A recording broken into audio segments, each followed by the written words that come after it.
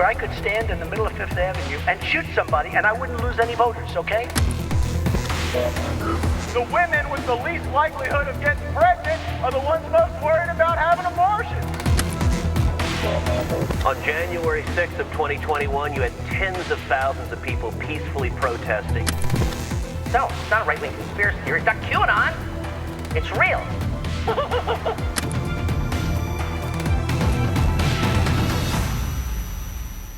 Hi, folks. I'm Rick Wilson, and welcome back to the Enemies List. My guest today is Joe Conason. Joe has written a tremendous new book called The Longest Con: How Grifters, Swindlers, and Frauds Hijacked American Conservatism. And Joe, damn, are you right on the money. I went through this when the publicist sent it over, and it was a list of people and events that are like a through line through my old life. Some of it a little bit before, from the real olden times of the 1960s and 50s with the professional anti-communists, going into the 80s and 90s with the moral majority and a lot of the institutional things that popped up around the era of Reagan, leading to the Tea Party, which is, as you break down, turned into a colossal cash scam, and then leading sort of to the ultimate grift in the Republican firmament of Donald Trump and his movement. Tell us about how you came to write this book, and how did you select the things you selected for this book? Because there's a lot about my old party that is a complete lie and a scam, but you've peeled it back, and I think I feel like you selected the most telling thing. So walk us through what those were and how you came to them. Well, first of all, thank you, Rick, and it's really a great pleasure to be with you. This book began when my wife, Elizabeth Wagley, read an article in a little magazine called The Baffler by a historian named Rick Perlstein, who I'm sure are familiar with. Rick is the author of sort of the definitive history of the Goldwater campaign before the storm. And Yes. In 2012, he wrote an article for The Baffler, sort of dissecting the Romney campaign and the deceptions of the Romney campaign. But then he went a bit deeper and found that, having subscribed to a bunch of conservative publications online, he was suddenly finding his inbox inundated with attempts to sell him things that were not worth anything. Get-rich-quick schemes, gold bars that were overpriced, health miracles that didn't exist. Survival food, anything you can imagine that had no value, but that could be marketed to people I believe you have referred to as the rubes, were suddenly filling Rick's box. And as he looked into it, he realized that this was now a phenomenon that was identical with a lot of American conservatism. This is now more than 10 years ago already. So my wife said, you know what, there's a lot more to this. And of course, it's gotten worse since then. So I read Rick's piece and I was like, yeah, this could be a book. And now it is.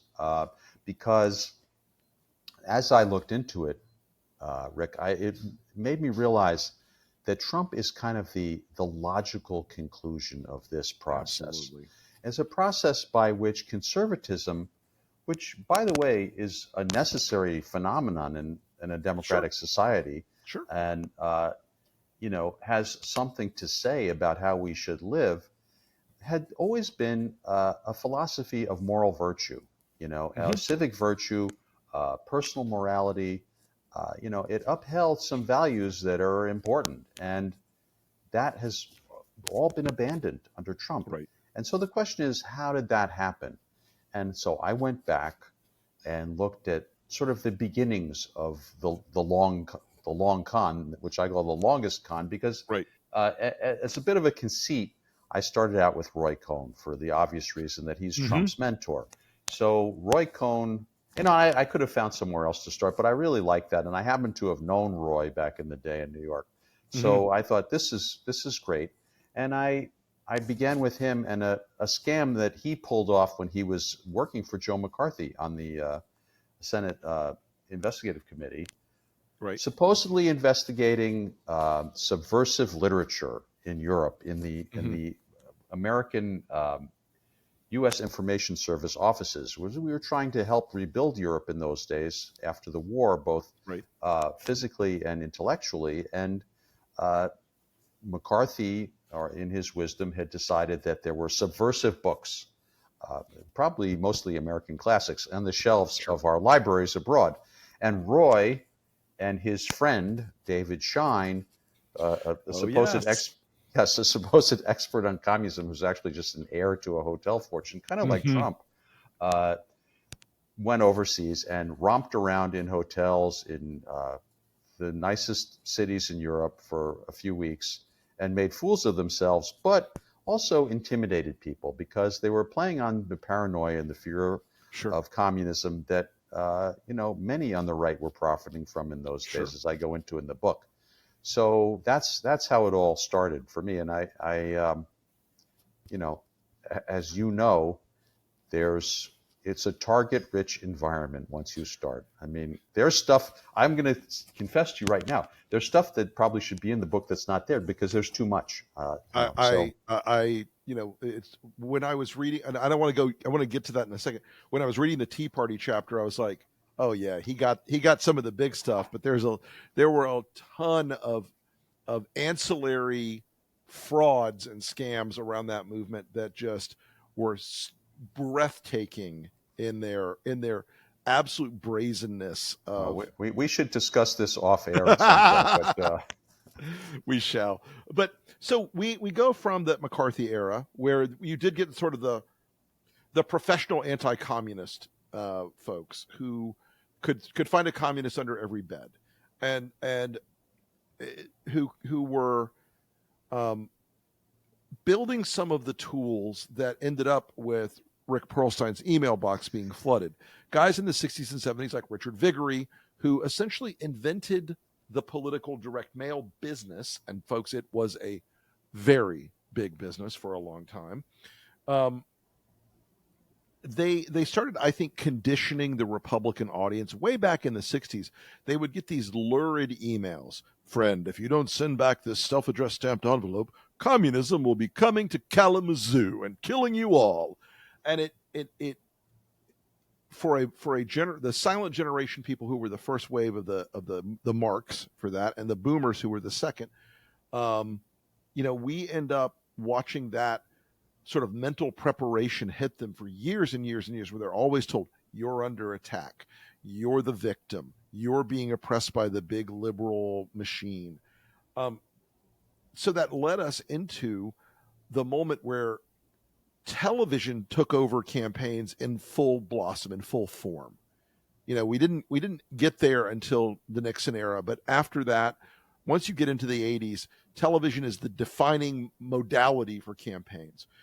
And the thing that was making money in conservative television were these mega churches and the Moral Majority and and Jerry Falwell and all that. Talk to us a little bit about that part of the conservative grift culture, because I also think that sort of has the seeds of the culture's destruction built into it, but we'll talk about that in a minute. Well, these two phenomena that you're talking about are actually intertwined, as I explain in the book, because dating back to the 50s and that culture of paranoia about communism, which was highly developed as a business, you had people like Billy James Hargis, who was an evangelical preacher of some sort. He had a kind of a diploma mill certification as a preacher, but nevertheless, very fervent. And he had an audience on the radio that he had developed and monetized, and he had monetized it through direct mail. He was a real pioneer of that. And Viguerie, who you mentioned, worked for him first. Right. Then you had Viguerie with the brainstorm of getting the list of Goldwater donors in 1964, because the Goldwater campaign was really a high watermark for the post-war right. They had been sort of struggling and irrelevant, and suddenly they had at least some millions of people who are willing to vote for a pretty extreme program. And Barry Goldwater aside, as I think mostly an admirable human being, he had gathered around him all kinds of kooks and scary people, and who supported him.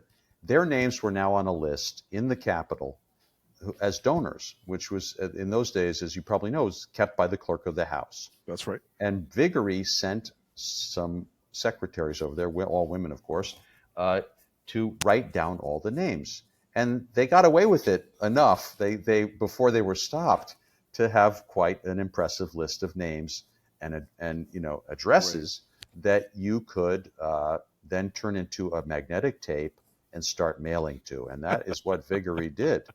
And he became very rich for a while. I don't know how he's doing now. He's now like 99 years old, but he's I think he's close to 100 now. Yeah, he had a lot of money and many imitators. Oh, anyway, sure. Yes. So then, meanwhile, sort of parallel, you have the development of a religious right, the very nascent development of a religious right.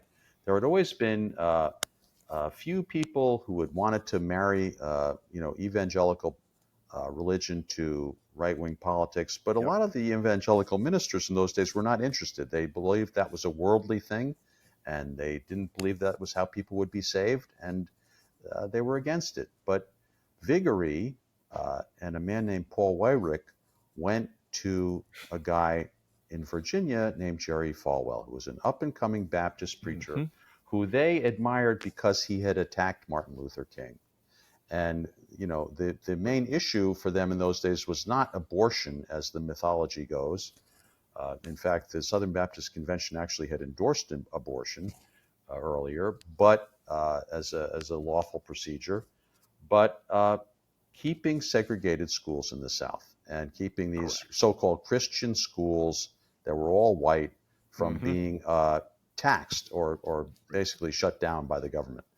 So as segregation schemes. So Vigory and Weyrich show up in Falwell's office in Lynchburg, Virginia, and they say, you know what?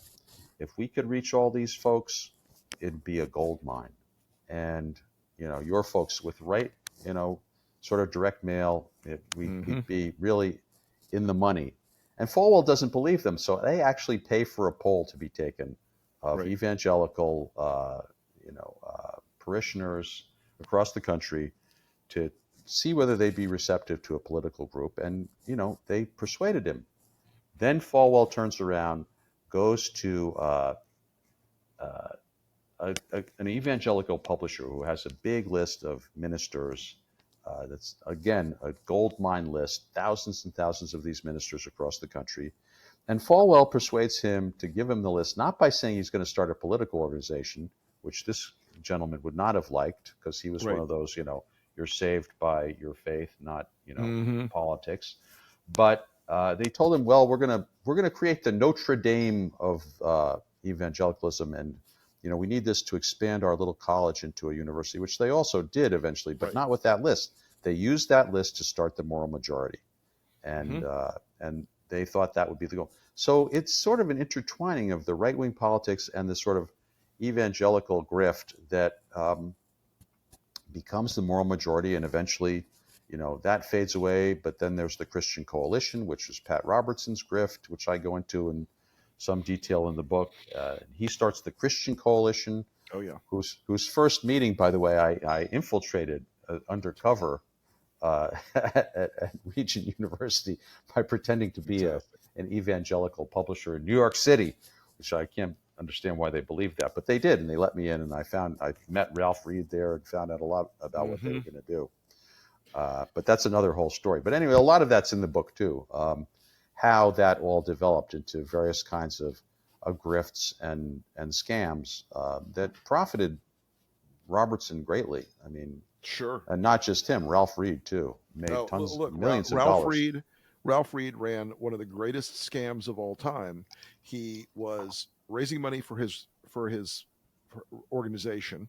He was getting paid as a political consultant to campaigns. Correct. And he was selling his mailing list to campaigns to use. Right. And he's lived a very lavish lifestyle. Ralph is very, very wealthy. And he got away with it for a very long time. and he's never actually been, he's never actually completely fallen off. He got a little cautious for a while there, I think, due to some marital difficulties. But he is a guy who, man, he was great at making money. He had problems in the Abramoff scandal, the lobbying scandal. He got away with it though pretty quick. He got out of that pretty. He got away scot-free. I go into all of that. That's all in the book too. Right. Yep. It's amazing that he walked on that one, but he did. So as we go through that period of history, the 80s, I do think you could say that the conservative movement was very strongly defined in the 80s by the moral majority's rise as arguably by that point the most important legs of the old Republican three-legged stool: social conservatism, economic conservatism, and foreign policy conservatism. The foreign policy thing was important, but it wasn't something people woke up every single morning and felt involved in. The evangelical movement looped a lot of those Republican voters into its grip, I think because it spoke to their cultural discomfort with a changing country. It was, African Americans were voting, gays were out in public. It was, and even with the world changing, they still wanted to sort of put their anchor down and not move much further. But as we go out of that era, go into the 90s, objections to Clinton were what they were. There was a whole industry around Bill Clinton conspiracy theories. A lot of it kicked off by Richard Mellon Scaife and our old buddy Chris Ruddy down at Newsmax. Falwell was in that too. And Falwell and those guys. And amazingly, every single one of these evangelical preachers and players, guys, as you well know, Joe, they're all dogs. They're just dogs. I mean, you mean there was some hypocrisy in pursuing Bill Clinton? A tiny little bit, yeah, just a skosh, as they say. Many of them have done things that are so much worse than Clinton ever imagined. I wrote about one of them in my first book. Yeah. And my story about this guy was, I was on a campaign in the early 2000s, and a woman who was on the campaign came to me and said, "I'm in love with Ralph. I love him so much. He loves me. He's leaving his wife for me." Shows me this letter, and it's very beautifully written. It's poetic. It's lovely. You fire in my heart, light of my life, blah, blah, blah. And then about 15 years later, I have another person come to me and go, "Hey, I've got this letter from my boyfriend, and he's leaving his wife. What do you think of it?" She didn't say who it was. And I read it, and I was like, "Oh my God. It's the same word letter. for frickin' word letter before." I'm like, God. yeah, at least you recycle. Wow. Well, I mean, as a writer, you sometimes use stuff again, but that's going a little far. I try to be careful with that kind of thing, but if I was in that situation, I think I would definitely not run the same play twice. No, it'd be very easy to get caught. So we go through the 90s, and there's a lot of the institutional conservative movement gets built out, and they have fancy offices in Washington, and they have budgets, and they have staff, and they become things that go of their own accord. They become things that aren't like a picnic table or a coffee shop or a picnic table in an old warehouse somewhere where they're grassroots guys. They become very institutional. They become very adept at saying, "We're the ones in DC leading the fight for you on this, this, and this." Which leads us to the Tea Party movement, which, if you buy the Tea Party movement's lore, it was this organic moment where Rick Santelli was on the CNBC and he was angry about spending. But tell us about how the Tea Party movement really started and how quickly it turned into a really epic grift. Well, the Tea Party movement appears to have been started by the Koch brothers political machine in large part. It was just too neat a coincidence that they had something already called the Tea Party that sprang into action the day after Santelli pitched that fit on TV. Mm-hmm. So, there was something in existence, and there was, Senator Graham, the former Senator Graham, Phil Graham had a sort of outfit that he was putting together. He was with, so they had some, as you said, institutional machinery to take advantage of this upwelling of anger over the post 2008 crash measures that the government had taken to stop a depression. Actually, I myself endorsed the things that they did and believe they were right, but a lot of people were angry about them for different reasons, and they had actually some good reasons to be angry about some of it. Because the worst actors in the crash got away with it. Nobody went to jail. And nobody went to jail, almost nobody who should have gone to jail went to jail. And we saw some real injustice there.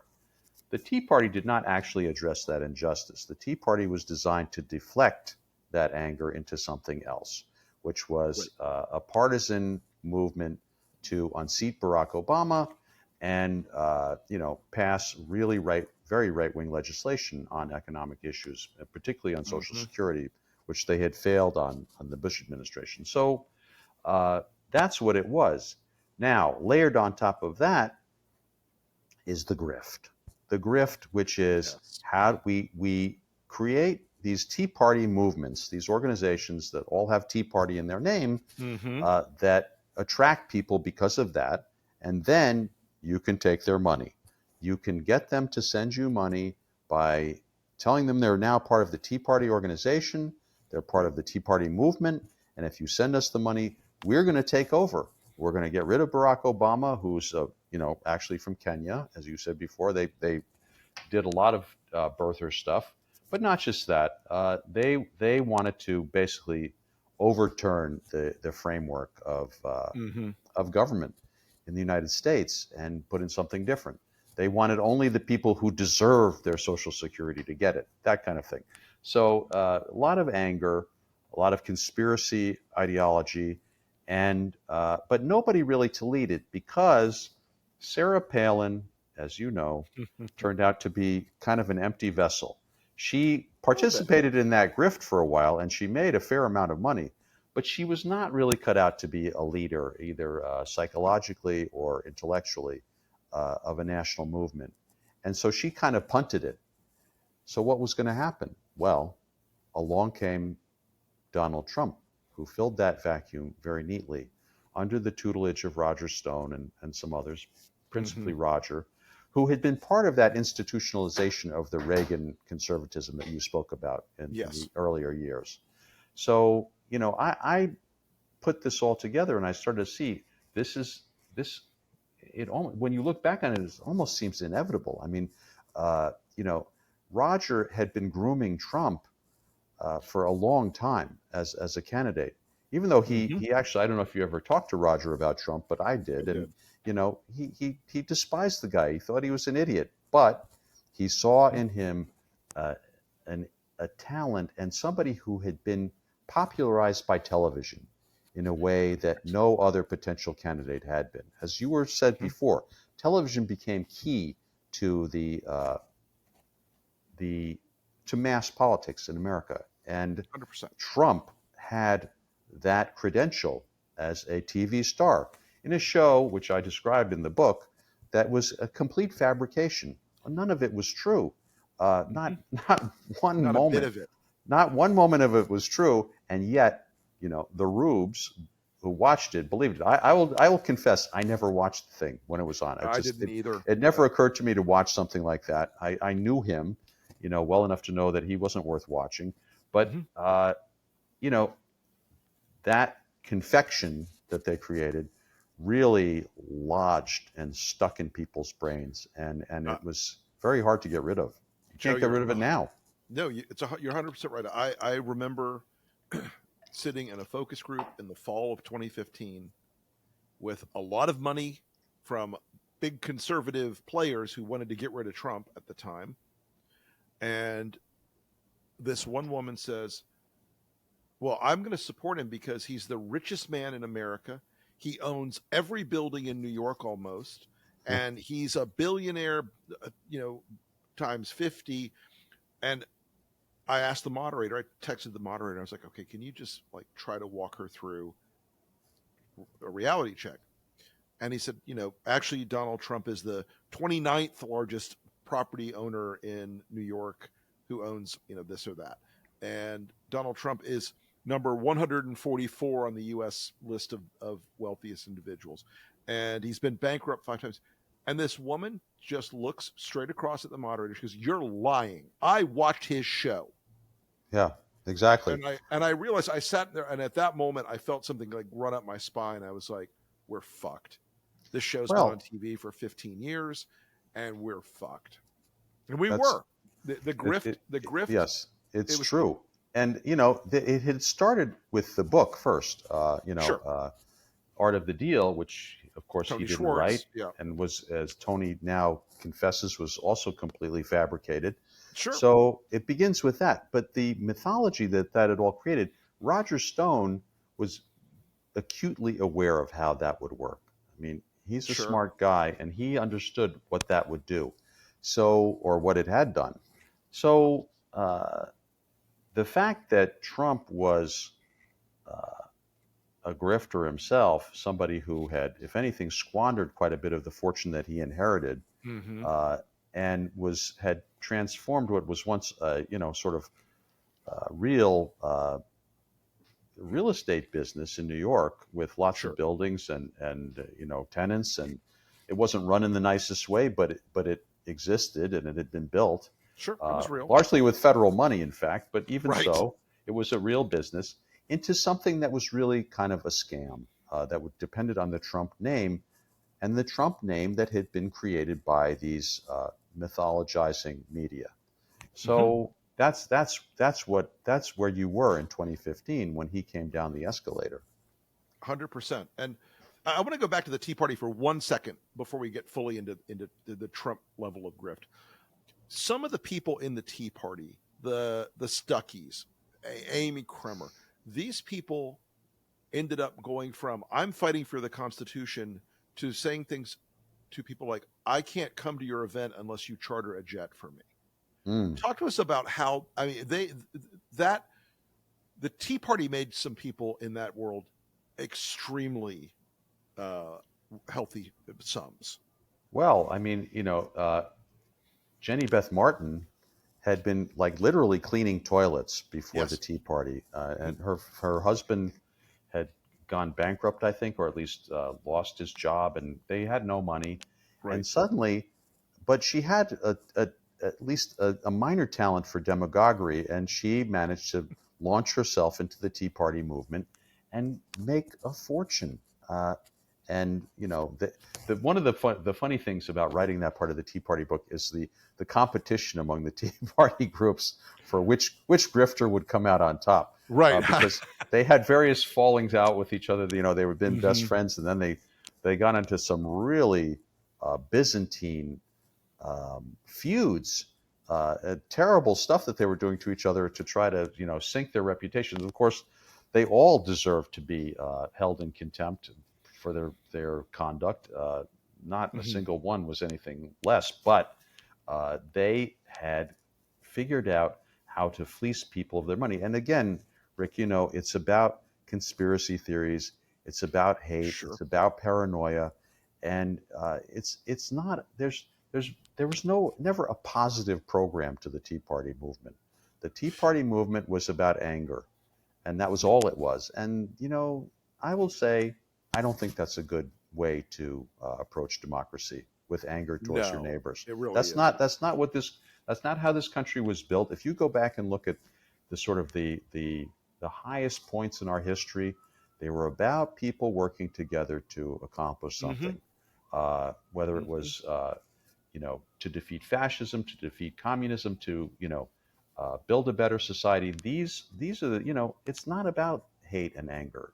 But these movements are largely based on hate and anger, and it's a toxic phenomenon.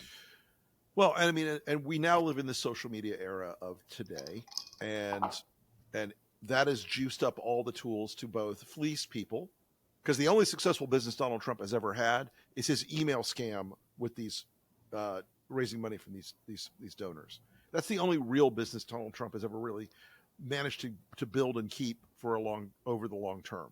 And he's made millions and millions and millions and millions of dollars for himself out of his skim off the email list, folks. Just so you guys know, Donald Trump doesn't take a shit without getting a cut of the deal. That's and so exactly right. He's pulling off the top of these email appeals when you get them in your email box, MAGAs, and they say, are you with Trump? Save him from Joe Biden's federal hit squad, or whatever the lunacy. Well, you know, as I outline in the book, Rick, in the sort of prelude to the Trump campaigns and presidency, he had worked almost every type of scam that existed. Not just these real estate scams where, you know, they would, syndicate a building and, then go bankrupt. It was kind of like the old, mob bust out scheme. But he had Trump University. He had two multi-level marketing scams that Vitamins. He ran. Yes, vitamins, and then a phone thing that they did. That's right. It's just, I go into all this in the book. Yeah, and it's just, I know you break it all down. And I have to say, it's on the one hand very amusing, and on the other hand incredibly horrifying that he, kind of very heartlessly was ready to get people to buy into Trump University, for instance, which was a complete fraud on credit cards, and they had a whole scheme for getting people to max out their credit. These were not wealthy people. Right. These were middle-class people, and they were going to send them into bankruptcy. Why? So that Trump could get rich. It was very bad. He got caught with that one and had to give some of the money back. But but there was one instance after another. He loved these scams. That's what he wanted to do. Mm-hmm.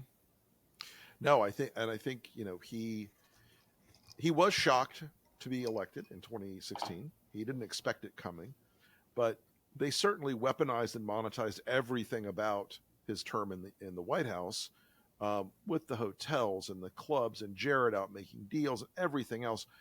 And now I think we're in a weird spot where you can see that Donald Trump's ability to scam Americans is unparalleled. There's never been anyone like this guy.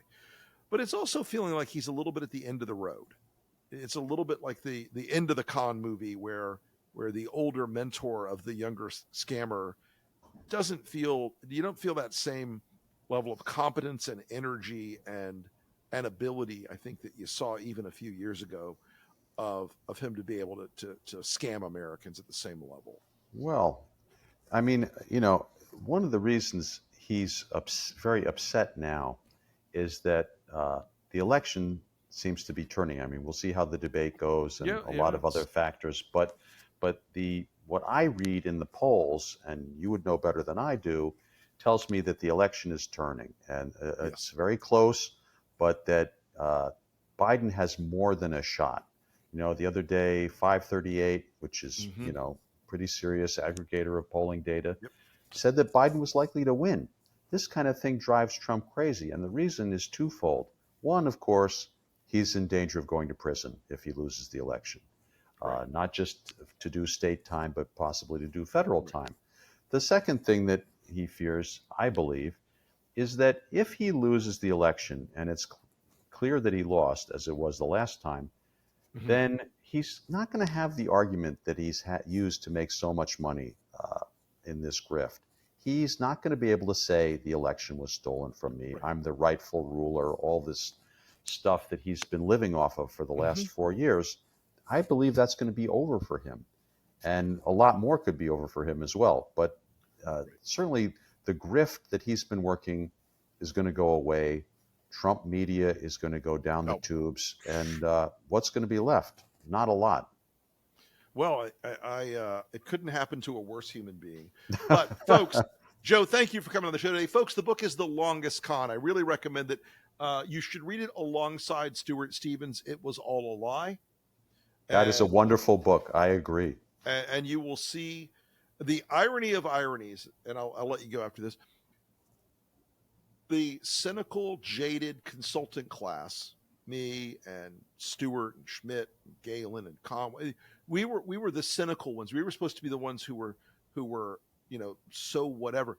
We're the ones that left the party because we couldn't stand the grift anymore. couldn't stand to play the role and uphold Donald Trump. And it shatters me to this day that like everything these people said was, they just dismissed it all. It was all about money. It was all about the cheap end of power.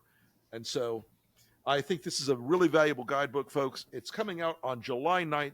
Get it wherever fine books are sold. Joe Conason, thank you so much for coming on the Enemies List today. I really appreciate it.